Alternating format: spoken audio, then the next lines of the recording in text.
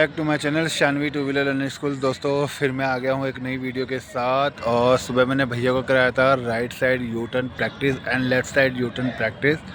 और अब मैं भैया को करा रहा हूँ 8। चलते रहो चलते रहो चलते रहो चलते रहो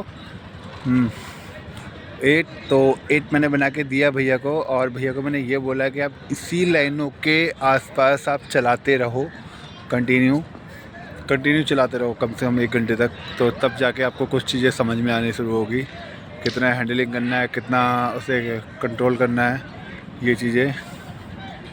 तो आप देख सकते हैं भैया किस तरह से हैंडल को मूवमेंट कर रहे हैं। और अगर हम देखेंगे परसों की जो वीडियो देखेंगे और आज की जो वीडियो देखेंगे उसमें हमें 30 से 40% का फ़र्क नज़र आएगा। अब फ़र्क क्या नज़र आएगा कि परसों वाली वीडियो में भैया का जो हैंडल है वो बहुत ज़्यादा हिल रहा था। चलते रहो, हल्की रेस, थोड़ी सी रेस फिर डाउन, हैंडल हिल रहा था। और आज की डेट में भैया का हैंडल कम हिल रहा है। रेस दो ना, रेस क्यों नहीं देते हो?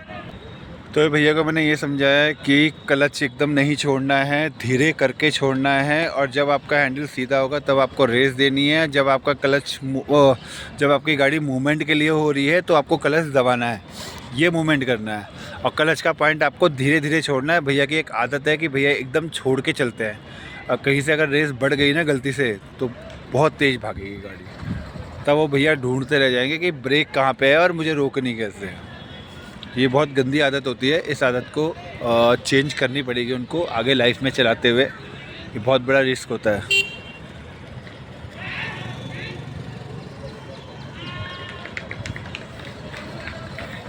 ये चीज़ बहुत बड़ा रिस्क होता है कि हम एकदम क्लच छोड़ देते हैं। क्लच हम जब भी छोड़ते हैं तो हाईवे वगैरह में छोड़ते हैं और स्पीड का एक लिमिट रख के छोड़ते हैं ताकि इमरजेंसी में कोई सामने आ जाए तो हम रेस कम करके क्लच का मूवमेंट कम कर सकते हैं।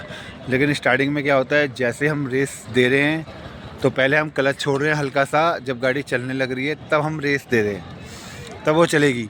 और जैसे ही हम रेस कम कर रहे हैं तो हल्का सा मूवमेंट क्लच का कम करते हैं, ये पॉइंट होता है। तो आप देख सकते हैं। अब आप मुझे कमेंट में ज़रूर करना कि मैंने 8 कैसे बना रखा है। हल्का सा टेढ़ा बना हुआ है, बट आप एक बार कमेंट ज़रूर करना मेरे को इस चीज़ का कि मैंने 8 कैसे बनाया है। मैंने एक एग्जाम्पल 4 पे बनाया है 8। हल्का सा टेढ़ा है, मैं भी जानता हूँ उस चीज़ को, बड़ा कमेंट ज़रूर करना मेरे को कि मैंने कैसे बना रखा है।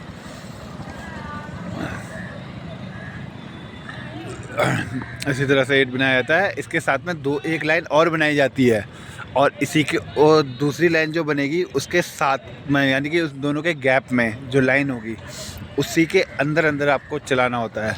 ये होता है 8 के प्रैक्टिस। अगर कहीं पे 8 का टेस्ट होता है तो इस तरह से होता है।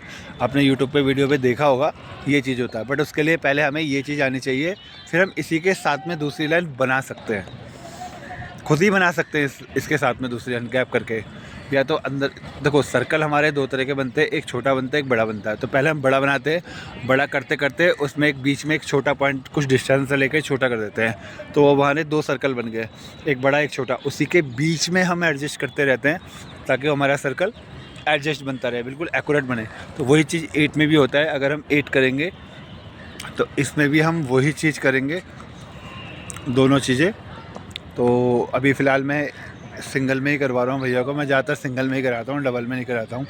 मैं सिंगल में ही कराता हूँ क्योंकि 8 हमारा सिंगल में बने या डबल में बने, मूवमेंट हमारा सेम ही होना है। ये चीज़ होता है। बस फ़र्क इतना होता है कि कुछ डिस्टेंस में हम एक आइडिया के हिसाब से हम एडजस्टमेंट करते हैं कि इससे बाहर नहीं जाना है, ये होता है। जैसे अगर मैंने बीच में एक वीडियो बनाई थी आज से 2 साल पहले, तो उसमें एक लड़का आया था मेरे पास और उसको साइकिल नहीं आती थी। कुछ टाइम पे वो किसी फ्रेंड के थ्रू सीखा था, बट उसका सेंटर पॉइंट में हैंडल नहीं रुक रहा था। तो मैंने फिर क्या किया था, 2 पत्थर रखे, 2 पत्थर सामने रखे, 2 पत्थर बीच में रखे, फिर एक लाइन बनाई इधर से और एक लाइन उधर से बनाई, उन दोनों के बीच में सेंटर पॉइंट बनाया और बोला अब आप चलाओ। तो ये चीज़ जब मैंने उसको 3-4 दिन कराई तब जाके उसका हैंडलिंग थोड़ा सा कंट्रोल होना शुरू हुआ। और जिन लोगों का हैंडलिंग कंट्रोल नहीं होता है, मैं उनके साथ यही चीज़ करता हूँ, मैं इसी तरह से सिखाता हूँ।